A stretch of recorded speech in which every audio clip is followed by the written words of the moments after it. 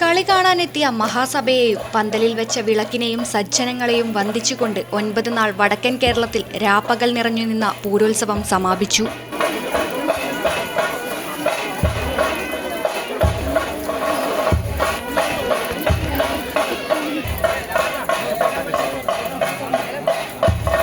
പൂരംകുളി ദിവസം പുലർച്ചെ മുതൽ പൂരോത്സവ ക്ഷേത്രങ്ങളിൽ വിവിധങ്ങളായ ചടങ്ങുകളും പൂജകളും നടന്നു. കാർത്തിക നക്ഷത്രം മുതൽ ക്ഷേത്രങ്ങളിലും കാവുകളിലും വീടുകളിലും ബാലികമാർ കാമദേവ പൂജയ്ക്കായി അർപ്പിച്ച പൂക്കൾ പൂരംകുളി ദിവസം കാമദേവ രൂപമുണ്ടാക്കി ഇനിയത്തെ കൊല്ലം നേരത്തെ കാലത്തെ വരണേ കാമ, നേരെ വടക്കോട്ട് പോണേ കാമ, തെക്കിൻ ദിക്കില് പോകല്ലേ കാമ എന്ന അഭ്യർത്ഥനയോടെ കാമദേവനെ യാത്രയാക്കിയതോടെയാണ് പൂരോത്സവം സമാപിച്ചത്.